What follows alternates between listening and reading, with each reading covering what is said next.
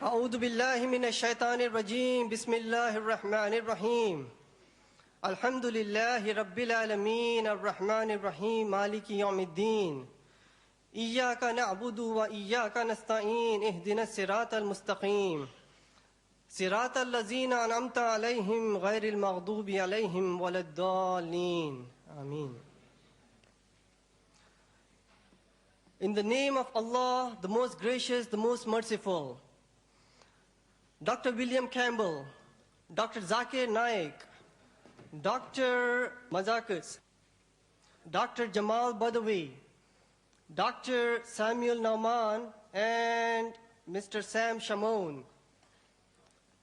Distinguished guests, ladies and gentlemen, Assalamu alaikum wa rahmatullahi wa barakatuhu. Peace and blessings of Almighty Allah be upon all of you. On behalf of the organizers, the Islamic Circle of North America, I, Sayyid Sabil Ahmed, welcome all of you to this unique event, a dialogue on the topic, the Quran, the Bible in the light of science. Again, on behalf of Dr. Campbell, Dr. Zakir Naik, Islamic Circle of North America, this dialogue is being held in a spirit of friendship, understanding each other's viewpoints. A brief introduction of ICNA's activities, Islamic Circle of North America. The goals of Islamic Circle of North America are to motivate Muslims to perform their duty of being witnesses unto mankind, offering educational, training opportunities to increase the Islamic knowledge and to enhance the character.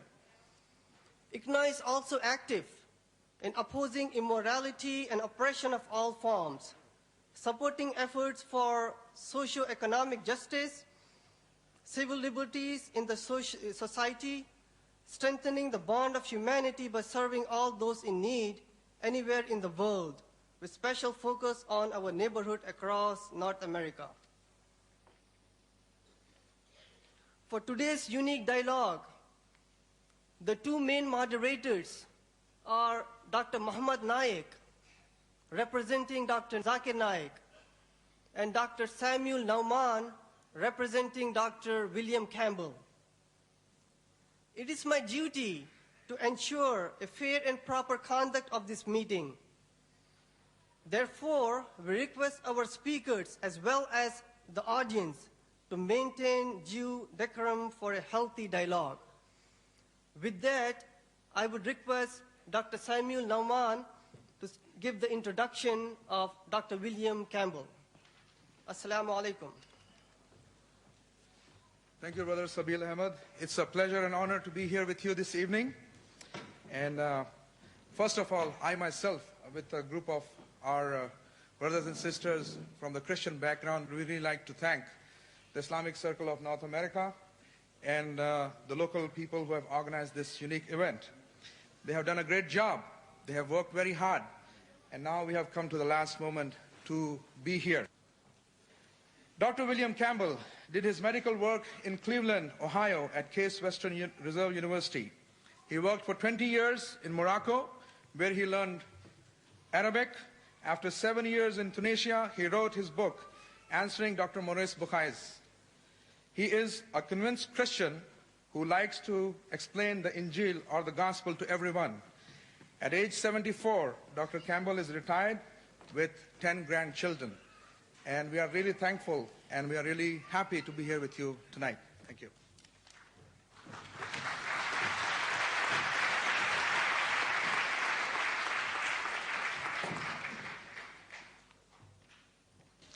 On behalf of the Islamic Research Foundation, I, Dr. Muhammad Naik, am pleased to be amongst you all, along with Dr. Zakir. It's a pleasure to be here for this unique event and have the good pleasure of having scholars like Dr. William Campbell, Dr. Jamal Badawi, Dr. Mazakas, as well as my co-colleague, Brother Dr. Samuel Naman, you're with us. I, on behalf of Brother Samuel and myself, present the format for the dialogue. The format, as agreed and decided fair by both our speakers, is Dr. William Campbell would first address you for 55 minutes on the topic, the Quran and the Bible in the light of science. Then Dr. Zakir Naik, at the far end, would make his presentation for 55 minutes on the same topic. This would be followed by a response session in which Dr. Campbell would respond to the matter presented by Dr. Zakir for 25 minutes, followed by Dr. Zakir too responding for 25 minutes to the matter presented by Dr. Campbell. Lastly, we would have the open question and answer session in which the audience may pose questions to each speaker alternately on the question mics provided in the auditorium. After the mics questions are handled, we would allow questions on index cards to be provided by volunteers in the aisles and in the order selected at random by the coordinators and the advisors to each of the speakers. Ladies and gentlemen, to address you today, Dr. William Campbell.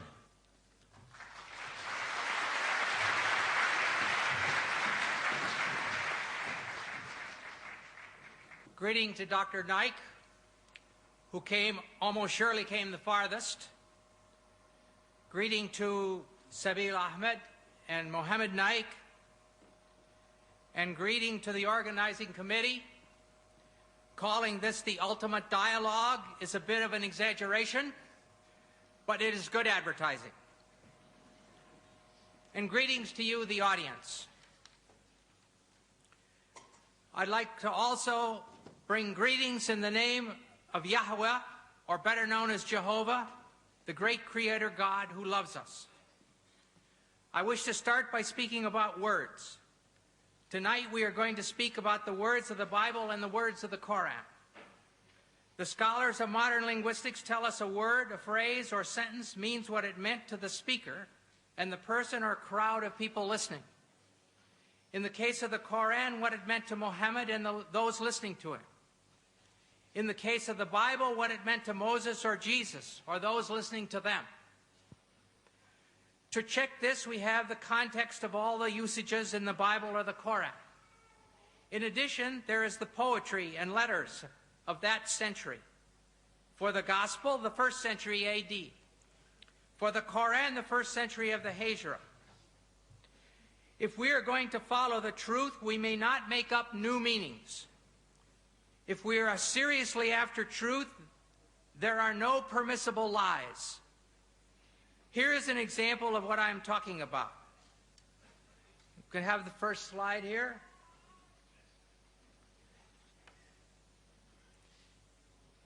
This is talking about 2 dictionaries that I have in my home, one from 1951 and 1991. In these 2 dictionaries, the first meaning, pig, a young swine of either sex, is the same. The second meaning, any swine or hog, any wild or domestic swine, it's the same. Third, the flesh of swine, pork, is the same. Then the meaning, a person or animal of piggish habits, it's the same. A person who is gluttonous. And down here, pouring metal into a pig for pig iron is the same. But over here is a new meaning, a police officer. They call police officers pigs. All right, the question is, in the Torah, it says you can't eat pigs. Well, can I turn around and say, oh yes, that means police officers, you can't eat police officers? Of course not. In the Quran, Allah says can't eat pigs. Can I translate it, can't eat police officers? No. It's wrong. It would be stupid. It would be lying, actually. Mohammed did not mean police officers. Moses did not mean police officers. We may not have any new meanings. We must use the meanings known in the 1st century AD for the Bible, or that is for the Gospel, and the 1st century of the Hijra for the Quran. Now let us look at what the Quran says about embryology. Oh, sorry, got the wrong thing.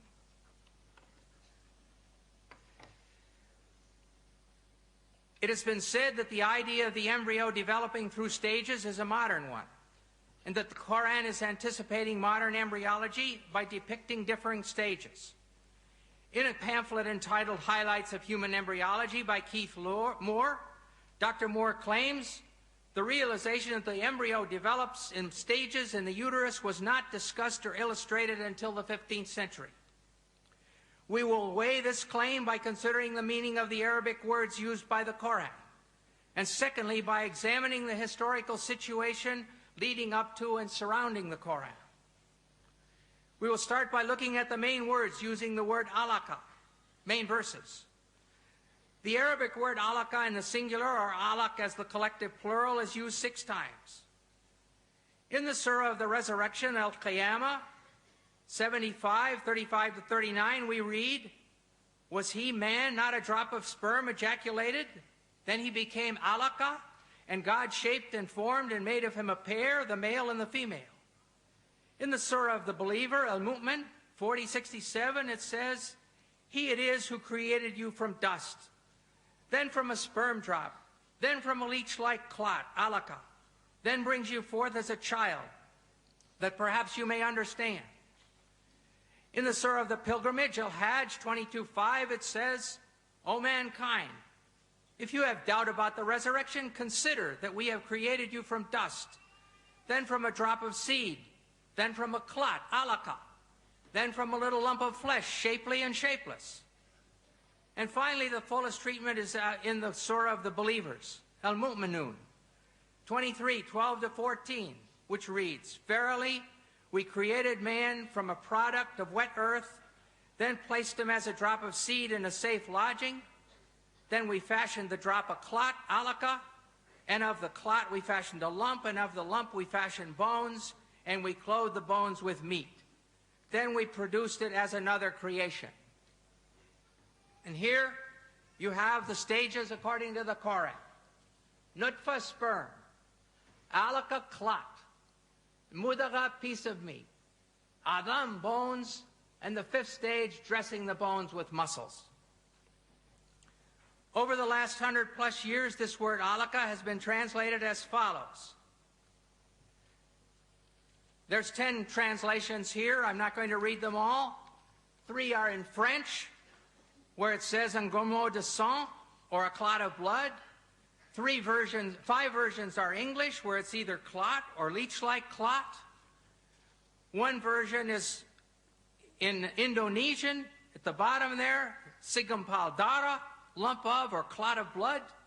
And the last one is Farsi, khun basta, a clot of blood.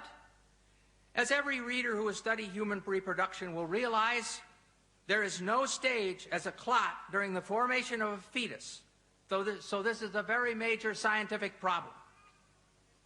In the dictionaries of Wer and Abdanur, the only meanings given for alaka in this feminine singular are clot and leech. And in North Africa, both of these meanings are still used. Many patients have come to me to ask for a clot to be removed from their throat. And many women have come to me and told me their period didn't come. When I say, "I'm sorry, I can't give you medicine to bring your period because I believe that's a baby," they would say, "Mazel dim, it's still blood." So they were understanding these ideas of the Quran. Lastly, we must consider the first verses which came to Muhammad in Mecca. These are found in the 96th surah called alaq, clots, from the very word that we're studying. In 96:1-2 we read, "Proclaim, in the name of your Lord who created man from alaq." Here the word is in the collective plural. This form of the word can have other meanings because alaq is also the derived verbal noun of the verb alika. The verbal noun usually corresponds to the gerund in English, as in the sentence, swimming is fun. Therefore, we could expect it to mean hanging or clinging or adhering.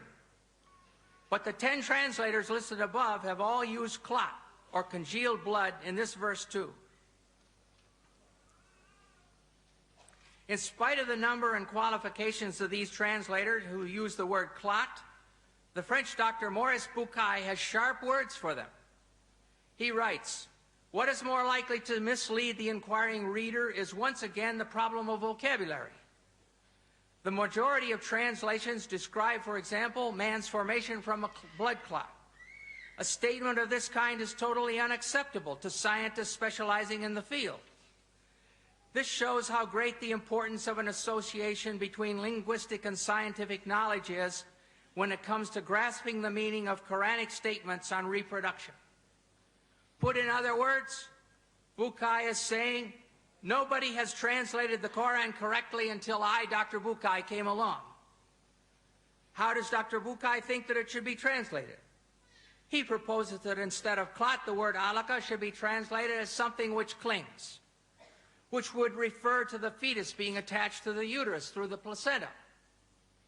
But as all you ladies who've been pregnant know, the thing which clings doesn't stop its clinging to become chewed meat. It keeps on being the thing which clings, which is attached by the placenta for 8.5 months. Thirdly, these verses say that the chewed meat becomes bones, and then the bones are covered with muscle. They give the impression that first the skeleton is formed, and then it is clothed with flesh, and Dr. Bucaille knows perfectly well that this is not true. The muscles and the cartilage precursors of the bones start forming from the somite at the same time. At the end of the 8th week, there are only a few centers of ossification started, but the fetus is already able to make muscular movement. In a personal letter from Dr. T.W. Sadler, who's associate professor in anatomy and the author of Langman's Medical Embryology, Dr. Sadler states, at the 8th week post-fertilization, the ribs would be cartilaginous, not bone, and muscles would be present. Also at this time, ossification would just begin. Muscles would be capable of some movement at 8 weeks. It's always better to have 2 witnesses, so we shall see what Dr. Keith Moore has to say about the development of bones and muscles in his book, The Developing Human. Extracted from chapters 15 and 17, we find the following information. The skeletal system develops from mesoderm.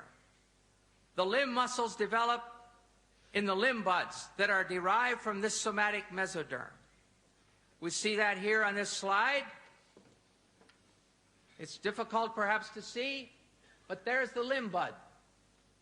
And then here there's just a little bit of cartilage with the muscles around. Here there's more cartilage. And this is the whole, the bones are formed and in the form of bones, but it's all cartilage. No bones yet.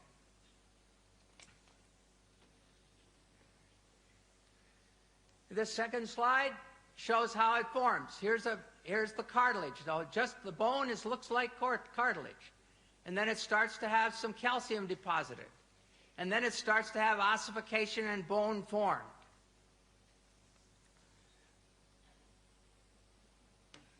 As the bone models form,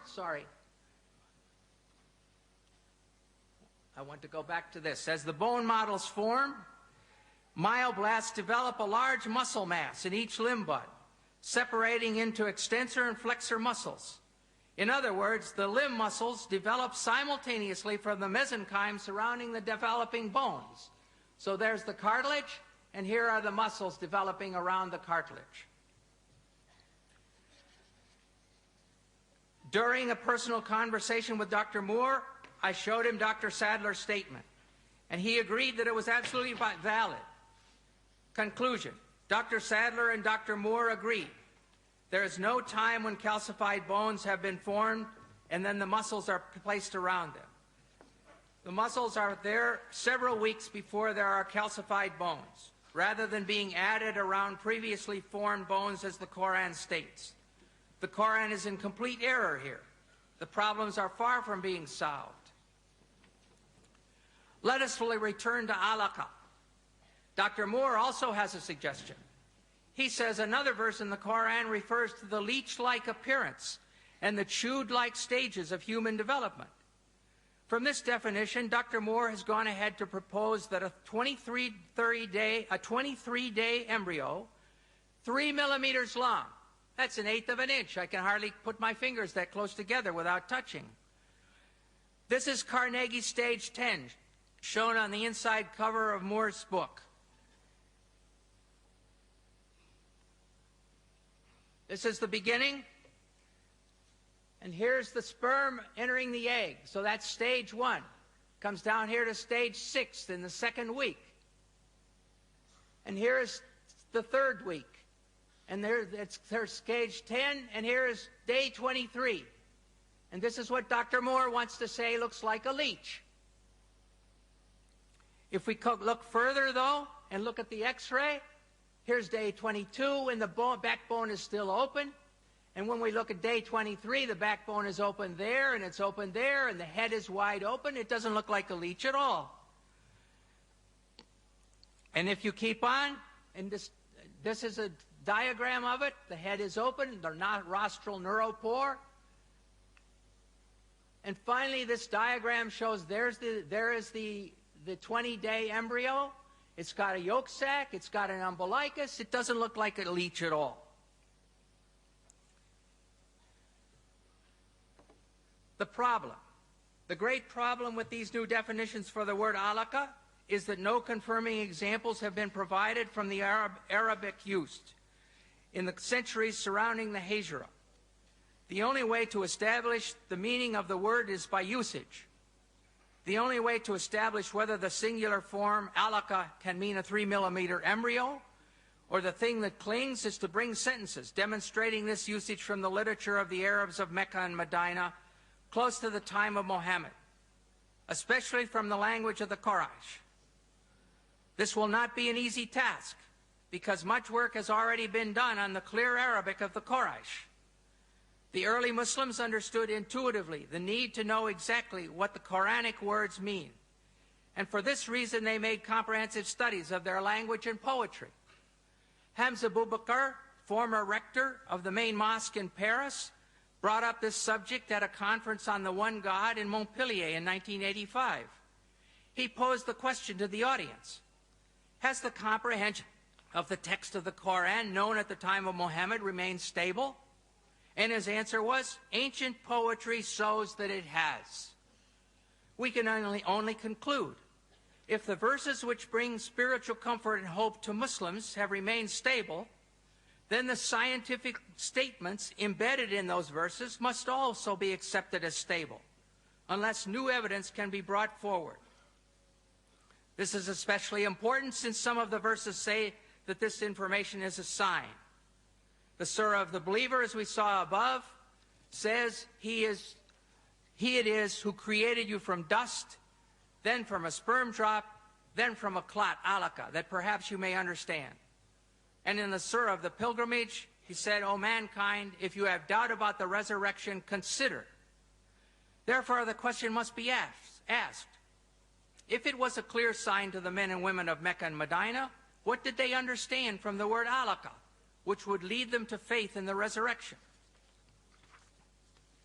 The answer. We are going to examine the historical situation leading up to the time of Muhammad to see what Muhammad and his people believed about embryology. We will start with Hippocrates. According to the best evidence, he was born on the Greek island of Kos in 460 BC. And he has stages. His stages are as follows.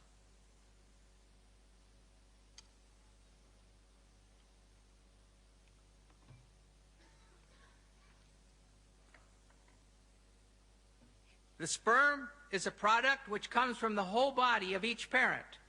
Weak sperm coming from the weak parts, and strong sperm from the strong parts. Then he goes ahead and talks about the coagulation of the mother's blood. The seed, embryo, then is contained in a membrane. Moreover, it grows because of its mother's blood, which descends to the womb. For once a woman conceives, she ceases to menstruate. Then about flesh. he says at this stage, with the descent and coagulation of the mother's blood, flesh begins to be formed with the umbilicus. And lastly, bones, he says, as the flesh grows, it is formed into distinct members by breath. The bones grow hard and send out branches like a tree. Next, we will look at Aristotle. In his book on the generation of animals, sometime about 350 BC, he gives his stages of embryology. And he talks about first semen and menstrual blood, or catamenia. In this section, Aristotle speaks of the male semen as being in a pure state. It follows that what the female would contribute to the semen of the male would be material for the semen to work on. In other words, the semen clots the menstrual blood. Then he goes to flesh. He says nature forms this from the purest material, the flesh. And from the residue thereof it forms bones. And lastly, around the flesh, around the bones, and attached to them by thin fibrous bands, grow the fleshly parts. Clearly, the Quran follows this exactly. Sperm clotting the menstrual blood, which forms meat, then the bones are formed, and lastly, around about the bones, grow the fleshly parts. Next, we will consider Indian medicine. The opinion of Charaka in 123 AD and Susruta is that both the male and female contributed seed. The secretion of the male is called the sukra, semen. The secretion of the woman is called artava, or sanita, blood, and it is derived from the blood by way of food, by way of blood. Here we see that in the medicine of India, they too had the idea that the child was formed from semen and blood. Now we shall look at Galen. Galen was born in 131 AD in Pergamum, northern Bergama in Turkey. Galen says on semen, the substance from which the fetus is formed is not merely menstrual blood, as Aristotle maintained, but menstrual blood plus the two semens. The Quran agrees with Galen here when it says in Surah 76:2, "We created man from a drop of mingled sperm." Now we'll look at the Galen stages. Galen also taught that the embryo developed in stages. The first is that in which the form of the semen prevails. The next stage is when it has been filled with blood, and heart and brain and liver are still unarticulated and unshaped. This is the period that Hippocrates called fetus. The Quranic Surah 22:5 reflects this saying. Then out of a morsel of flesh, partly formed and partly unformed. And now the third period of gestation has come. Thus nature caused flesh to grow on and around all the bones.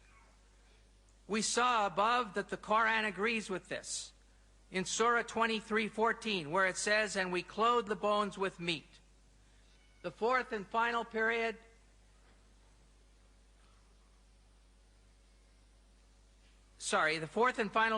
is at the stage when all the parts in the limbs have been differentiated.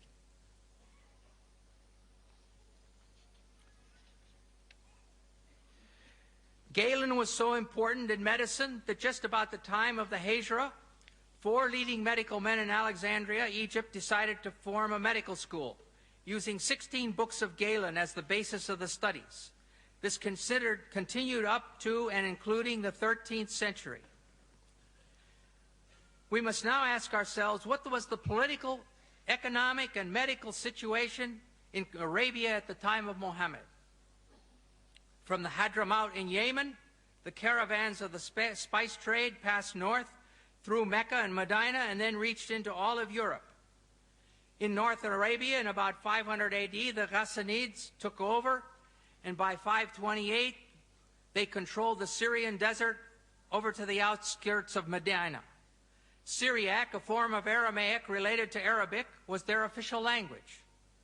As early as 463, the Jews translated the Torah and Old Testament from Hebrew into Syriac.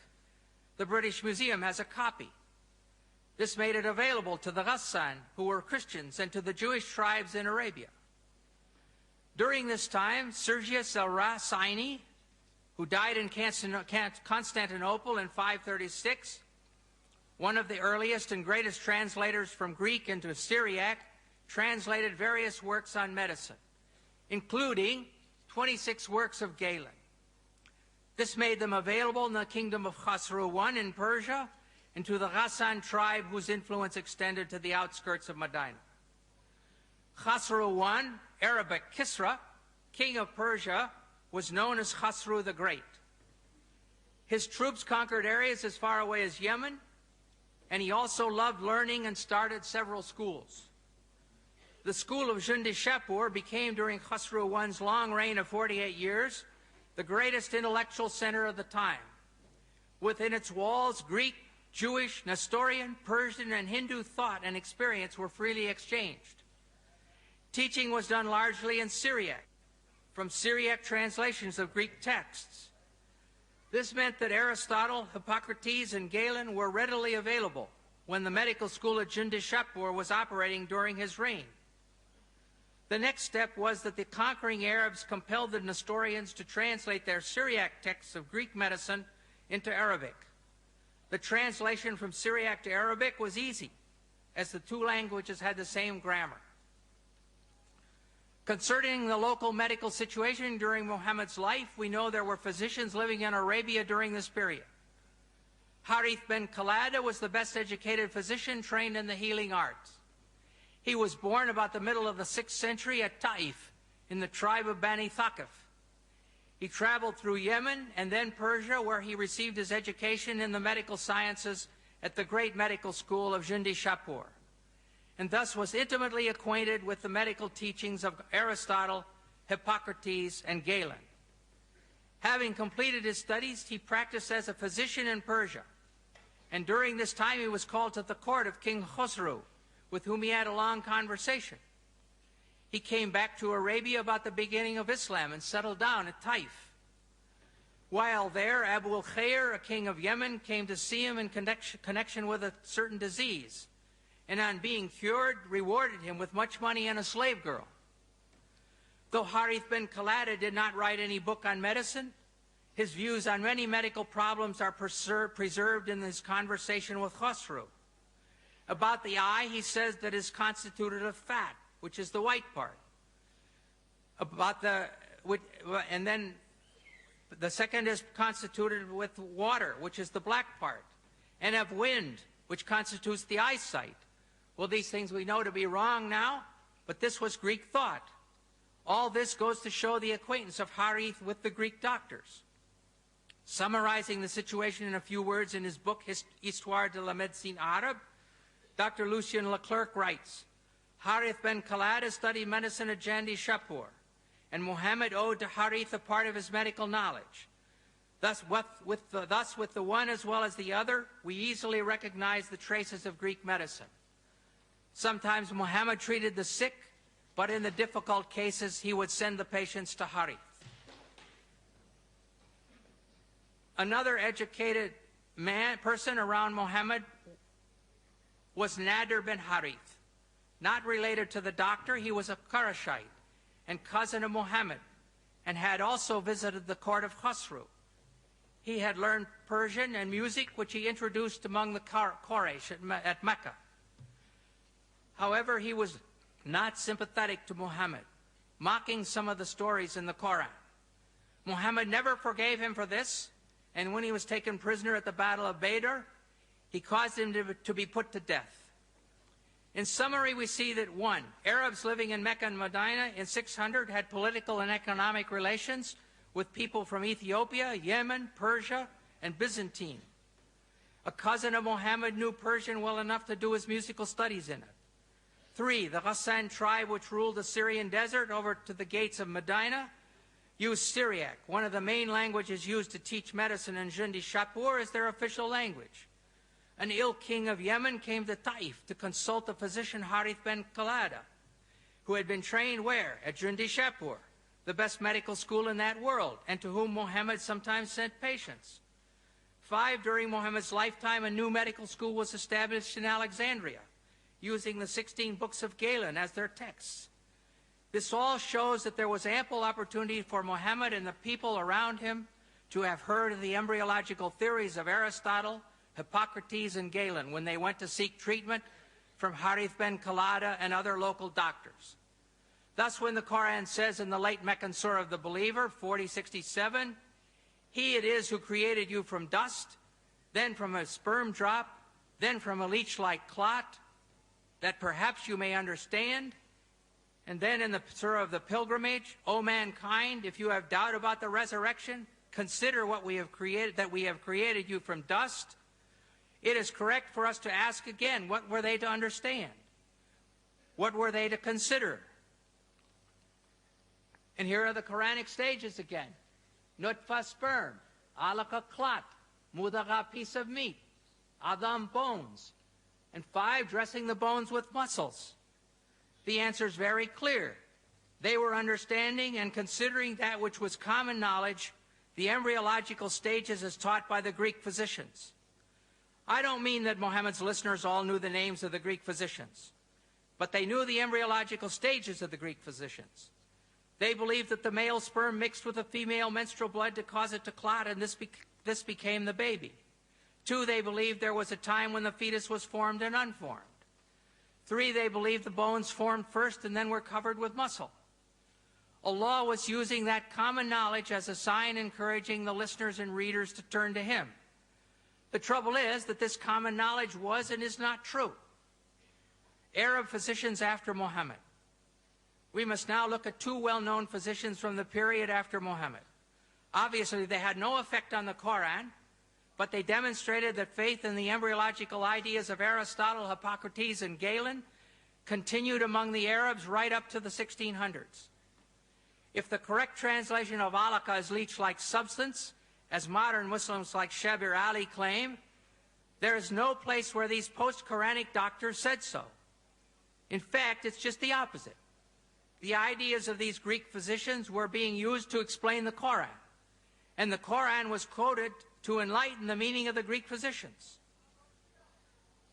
The human being takes its origin from 2, this is speaking about Ibn Sina, or Avicenna. The human being takes its origin from 2 things. The male sperm, which plays the part of factor.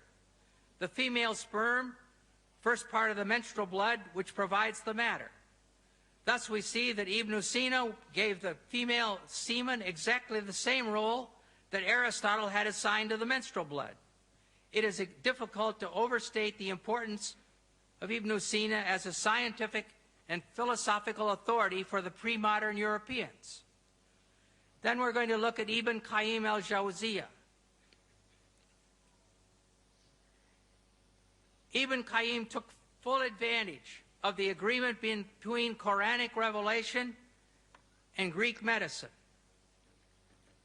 This is not very clear, probably, but the Hippocrates is in purplish,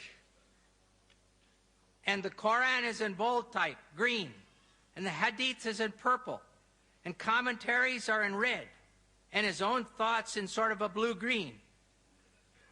So it starts out, he says, Hippocrates said in the 3rd chapter of Kitab al-Jinnah, the semen is contained in a membrane, and it grows because of the blood of its mother, which descends to the womb. Some membranes are formed at the beginning, others after the 2nd month, and others in the 3rd month. And this phrase about the blood descending to the womb, we saw it when we looked at Hippocrates' slide. That is why God said, here the Quran is mentioned, He creates you in the womb of your mothers by one formation after another in 3 darknesses. That's Quran 39:6. Then He gives His own ideas. Since each of these membranes has its own darkness, when God mentioned the stages of creation and transformation from one state to another, He also mentioned the darknesses of the membranes. Most commentators explain, and here are the words of the commentators, it is the darkness of the belly, and the darkness of the womb, and the darkness of the placenta. In a second example, we read, Hippocrates said, the mouth opens up spontaneously, and the nose and ears are formed from the flesh. The ears are opened, and the eyes, which are filled with a clear liquid. The prophet used to say, I worship Him who made my face and formed it and opened my hearing and eyesight, and so forth. Here we look at Hippocrates again, and there in the second stage is the same thing we just read. Ibn al-Qayyim is quoting Hippocrates and speaks of the mother's blood descends around the membrane. He could do this, as we have seen, because the educated people of Muhammad's time were familiar with Greek medicine. However, what is important for us here today to realize is that there is no place where the Quran corrected Greek medicine. There is no place where Ibn Qayyim was shouting, "Hey, you guys, you've got this all wrong. The correct meaning of alaka is that which clings or leech-like substance." On the contrary, Ibn Qayyim was demonstrating the agreement between the Quran and the Greek medicine, their agreement in error. A final witness is the commentary of Baydawi in 1200 AD. Here we have the commentary, we have the Quran here, and we have his commentary, and here it's been translated, and he says, then from alaka, a piece of solid blood is his explanation of alaka. Alaka is underlined, that's from the Quran. And here's his explanation, a piece of solid blood. Then he goes on, then from a piece of meat from the Quran. A piece of meat originally as much as can be chewed, and so forth.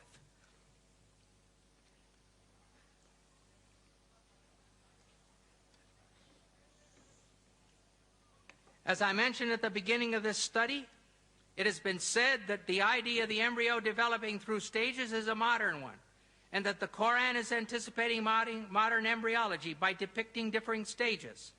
Yet we have seen that Aristotle, Hippocrates, the Indians, and Galen have all discussed the stages of embryological development during the 1,000 years before the Quran.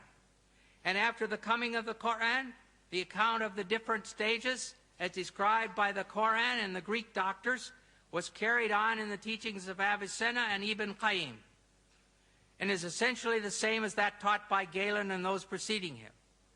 Concerning the bone stage, it's clear, as Dr. Moore demonstrated so capably in his textbook, that muscles start forming from the somites at the same time as the cartilage models of the bones. There's no bone stage where there's a skeleton sitting here and then the muscles are plastered around it. It is equally clear that alaka in the Quran means clot, and that the Quraysh who heard Muhammad speaking understood him to be referring to the menstrual blood as the female contribution to the developing baby. Therefore, we can conclude that during all these years, the Quranic verses on embryology, saying that man is created from a drop of sperm which becomes a clot, were in perfect accord with the science of the first century of the Hijra, of the time of the Quran. But when compared with the modern science of the 20th century, Hippocrates is in error, Aristotle is in error, Galen is in error, and the Quran is in error. They are all in serious error.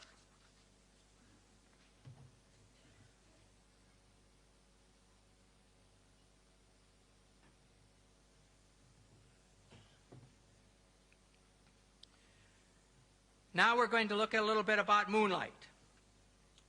Does the Quran state that the moon gives off reflected light from the sun? Before this was common knowledge.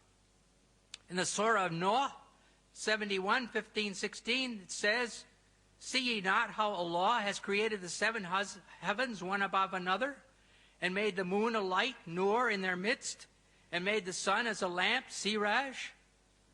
The moon is called a light, Arabic nur, and the sun a lamp, siraj. Some Muslims claim that since the Quran uses different words speaking about the light of the sun and the light of the moon, it reveals that the sun is a source of light, while the moon only reflects light.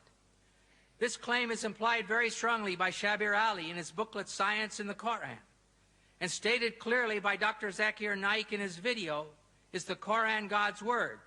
as you will now see clearly.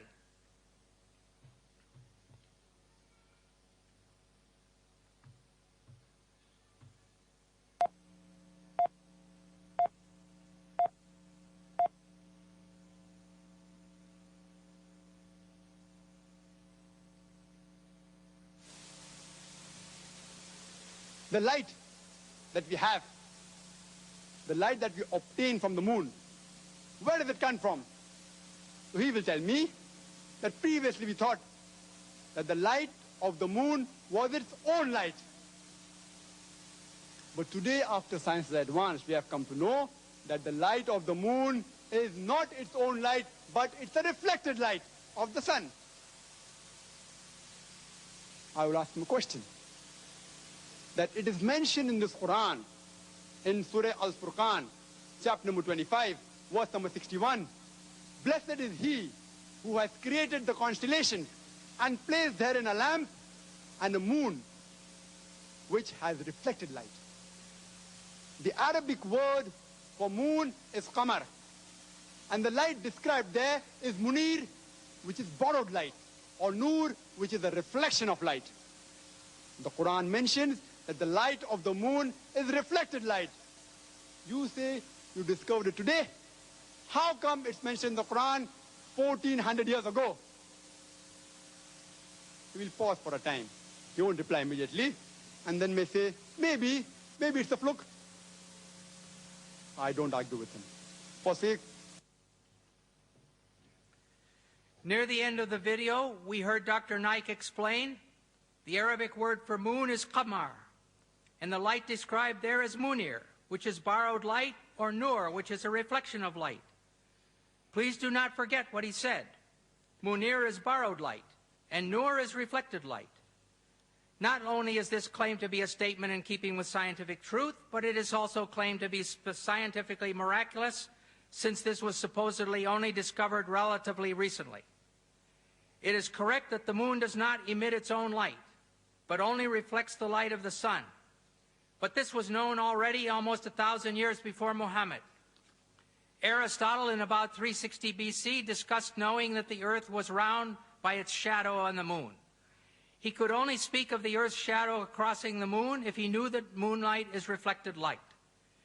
If you still insist that this is a miracle of scientific knowledge, then we must ask ourselves, do the Quranic words themselves support this claim? Siraj. First we shall look at Siraj. In Surah Noah, which was read above, in Surah Al-Furqan 25:61, it is simply lamp, referring to the sun. In Surah An-Naba 78:13, Sirajan Wahjan means a dazzling lamp, again indicating the sun. The words nur and munir come from the same Arabic word, root. The word munir is used 6 times in the Quran. 4 times, Surahs Al-Imran 3:184, Al-Hajj 22:8, Luqman 31:20, and Fatir 35:35. It is the phrase Kitab al-Munir, which Yusuf Ali translate as a book of enlightenment, and Pickthall uses the scripture-giving light. Clearly, this indicates a book which is radiating the light of knowledge.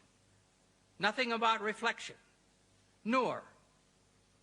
It says in Surah Noah 71:16 and Yunus 10:5 that Allah made the moon a light.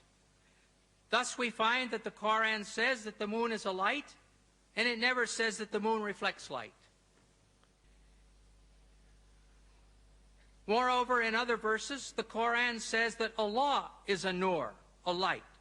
Surah Nur 24:35, one of the most beautiful passages in the Quran, reads, Allah is the light, nur of the heavens and the earth. The parable of his light is as if there was a niche, and within it a lamp, the lamp enclosed in glass, the glass as it were a brilliant star, and so forth. Thus we see that the word nur is used for both the moon and Allah. Are we going to say that Allah gives off reflected light? I think not. But if you continue to insist that nur, used for the moon, means borrowed or reflected light, and we saw above that Allah is the light, nur of the heavens and the earth, what is the source of this light? Siraj, of which Allah is only a reflection. Think about it. If Allah is named nur or reflected light, who or what is the Siraj? Well, the Quran tells us who the Siraj is. But the answer will shock you. In Surah Al-Ahzab 33:45-46, we find, O Prophet, truly we have sent thee as a witness, a bearer of glad tidings and a warner, and as a lamp spreading light. Here it says that Muhammad is the lamp spreading light. In Arabic it is wasirajan muniran. Linguistically and spiritually, this is the end of the discussion. Linguistically, Siraj and the adjective Munir are used together for the same shining thing, the person Muhammad. It's clear Munir does not mean reflected light in this verse or in any other verse. It means shining. The people of Muhammad's time understood that the moon was shining, and they were right. Just as the people of Moses' time understood that the sun was the greater light and the moon the lesser light, and they were right. But if you insist that the Arabic words Nur and Munir mean reflected light, then based on the use of these words in the Quran, Muhammad is like the sun and Allah is like the moon. Does Dr. Naik really want to say that Muhammad is the source of light and Allah is only his reflection? Why are these so-called scientific claims made which no Muslim can support if he makes a serious study of his own Quran? In a dialogue like tonight, it makes honest discussion very difficult, almost impossible. Let us go on and look at the water cycle. Some Muslim authors claim that the Quran shows pre-scientific knowledge of water cycle. What is the water cycle? Here in this slide, you see 4 steps. The first step is evaporation. The water evaporates from the seas and the earth. Second step, it becomes clouds. Third step, it gives rain. And fourth, this rain causes the plants to grow. This is all very straightforward, and everybody knows 2, 3, and 4. Even if they live in a town, they know the clouds come and rain comes and their flowers grow. But what about step 1, the evaporation? You can't see it. It's difficult. And the Quran does not have step 1.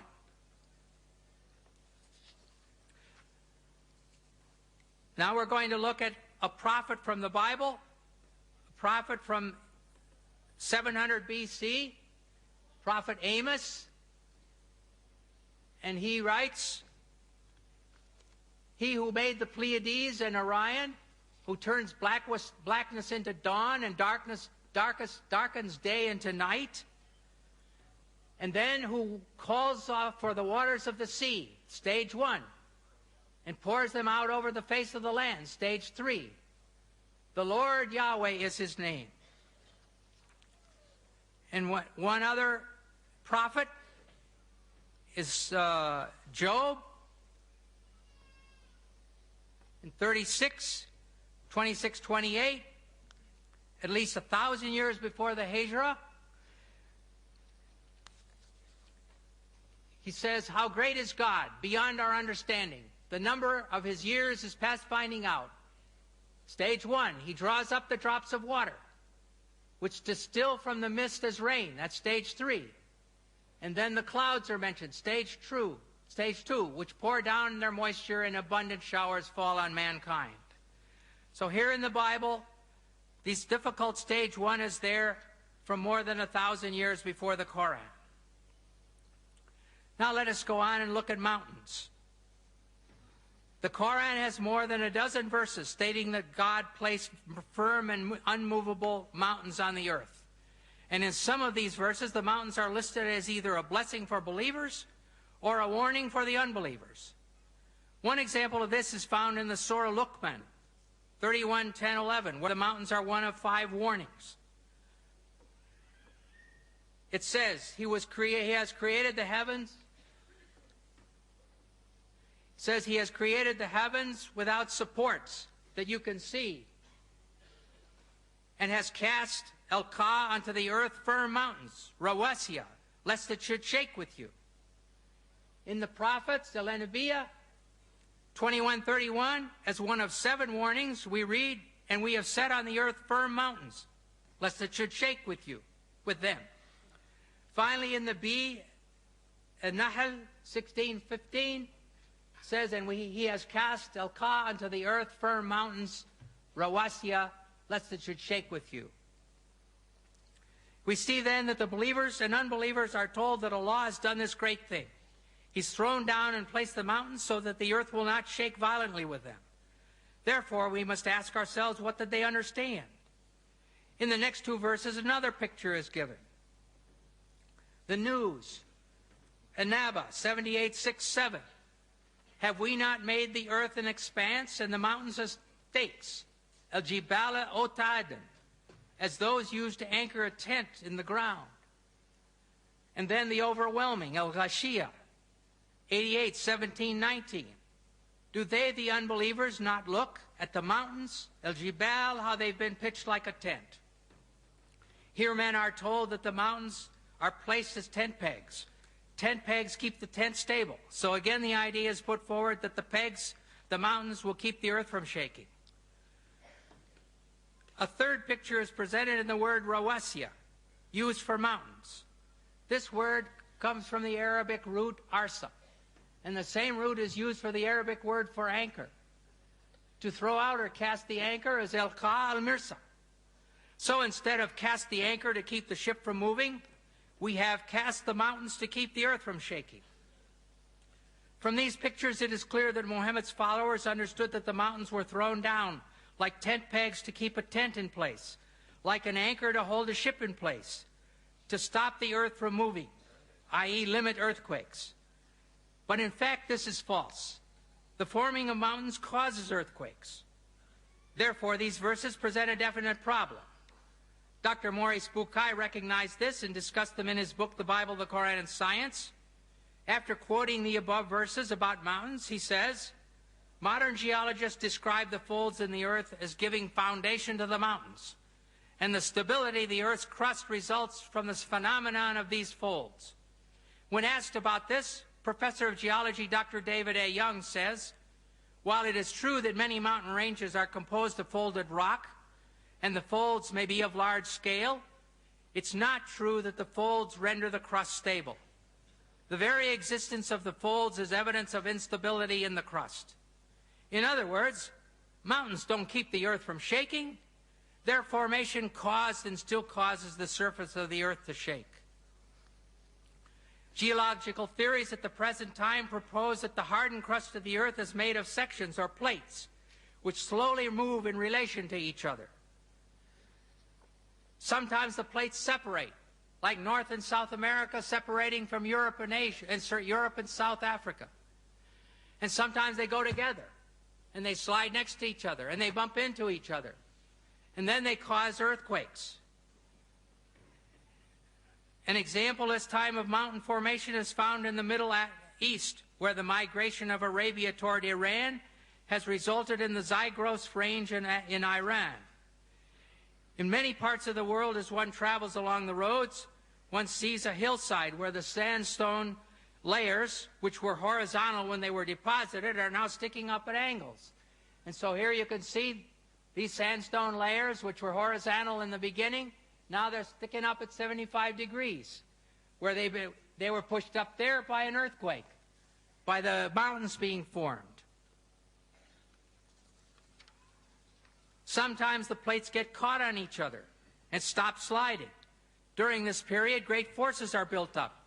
When the forces of friction are overcome, the piece of plate that was stuck lurches forward, causing the shock wave of a thrust quake. And all of a sudden it goes thunk like this. In a recent earthquake, it was calculated that the Cocos plate in Mexico suddenly jumped forward 3 meters. Well, if your house suddenly jumped 3 meters, it would be a catastrophe. Another type of mountain is that formed by volcanoes. Lava and ash from inside the earth are thrown out and piled up until a high mountain is formed, even from the bottom of the sea. And we can see this kind of action in this picture. I hope you can see it. Not clear, is it?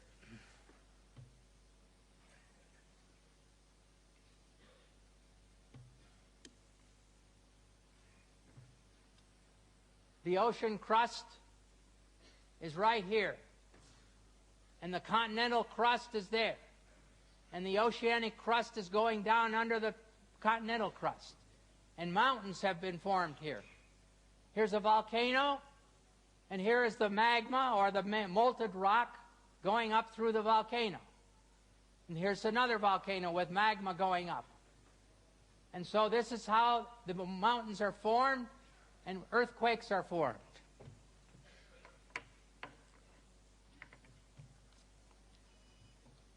In the case of some igneous mountains, molten rock intrudes into the throat of a volcano and cools, form a relatively dense intrusion, which extends below the surface of the earth. So if this got stuck and sealed, then it would be like a plug. However, it's not a root. It does not bear the weight of the mountain. It's really a plug. Therefore, on occasion, pressure builds up under the plug, and the volcano explodes, as happened in the South Pacific at Krakatoa in 1883, when the whole island was blown away. And it happened in Mount St. Helena in our days, when the mountain was blown away. We can conclude from this information that mountains were formed originally with movement and shaking, and that now, in the present, earthquakes are caused by their continued formation. When the plates buckle over each other, there are earthquakes. When the volcanoes erupt, there can be earthquakes. However, it is clear that the followers of Muhammad were understanding these verses to say that Allah threw the mountains down as tent pegs or anchors to keep the earth from shaking. Throwing the mountains down into the earth may be poetry, but to say that mountains keep the earth from shaking is a severe difficulty, which is out of step with modern science.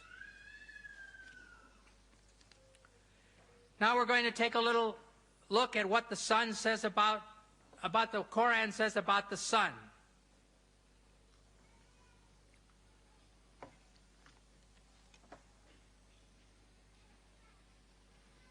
In the Surah of the Kahf, 1886, it says, until when Zul Qarnayn, that's Alexander the Great, reached the setting of the sun, he found it set in a spring of murky water.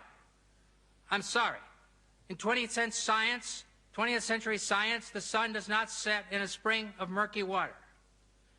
And then in the criterion, Al-Furqan 25:45-46, it says, hast thou not turned thy vision to thy Lord, how he prolongs the shadow? If he willed, he could make it stationary. Then do we, God, make the sun its guide. What about this? As the sun's, if you think of the sun overhead, you have no shadow or a little tiny shadow. And then as the sun goes down, your shadow gets longer on the other side. Well, the sun is stationary in relation to the earth. It's not what causes the shadow to shift.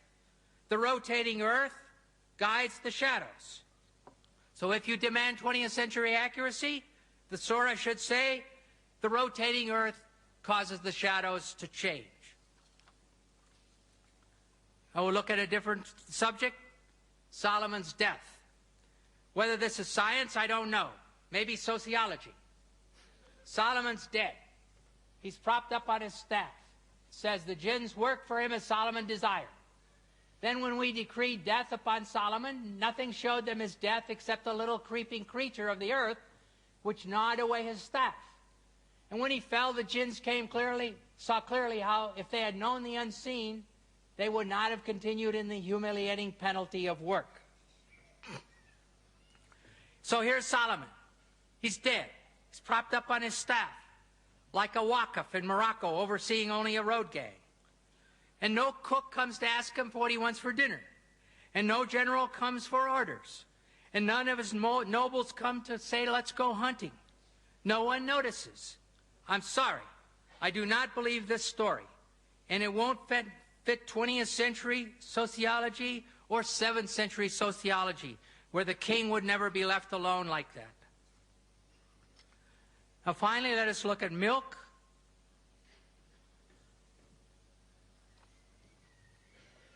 It says in the Surah of the Bee, An-Nahl 1666, we pour out to you from what is within their cattle, in their abdomen, the cattle's abdomen, between excretions and blood, milk, pure and agreeable to the drinkers. The abdomen where the intestines are, in 20th century medical science, the abdomen where intestines are is where the intestines are. The mammary glands are under the skin. In humans, they're under the skin here. In cattle, they're under the skin between the legs. No connection. There's no connection between the breasts and the intestines and their feces in any way. Feces, though in the body, it really is outside of the animal. Animal's finished with it. It's not connected to milk or to anything else. And finally, we're going to look at communities.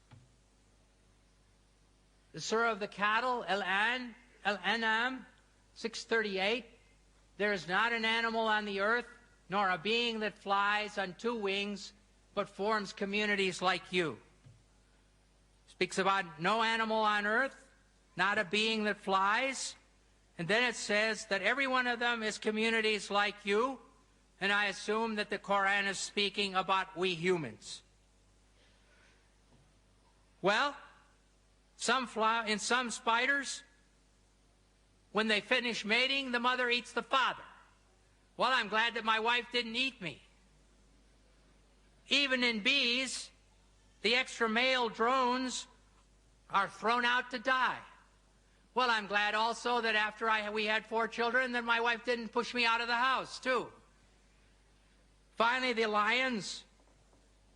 When a lion gets old, a male lion gets old, a young lion comes along and drives him away from his own wives. And the young lion takes over the wives. But what he does with the cubs of the old lion, he kills them all. So I do not think that this sentence is true. All of the communities and all of the animals do not live in communities like us. In conclusion, it is clear that the Quran has many scientific errors. As a generality, the Quran mirrors and reflects the science of its time, the science of the 7th century AD. We came here to seek truth. I've done my best to present valid information. If you want to see all the references, my book, The Quran and the Bible in the Light of History and Science, is for sale outside that door at a bargain price tonight. May the God of all truth guide you. Thank you.